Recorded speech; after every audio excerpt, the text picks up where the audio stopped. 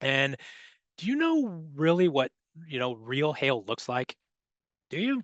You might be surprised. The following are all photos of confirmed hail damage by our engineers during field investigations.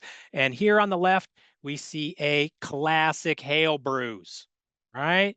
Granules missing around the outside, but remain on the inside. I like to think of that sort of that as a donut shape. On the right, this one is in the eave area, and you can see it is a little deeper depression due to having little to no support behind it. Back to that thing we talked about earlier about less supported. Again, looks similar to a donut. And just a side note, the blemishes or bruises do not necessarily have to be round, right? The larger the hail, the less spherical it actually will be, right? You can expect to see all shapes and sizes. But that leads us to talk about, which we're going to get more to in a little bit. If you're seeing all the same size, all perfectly round, very regular, that raises other questions. And we'll get to that in a little bit. So here's a couple more. On the left, not quite as defined as the others, but you can still see some missing granules, more around the outside than the middle. Again, kind of that faint donut shape you can see in there. And on the right, another classic example of hail. That one's about 1 inch in diameter.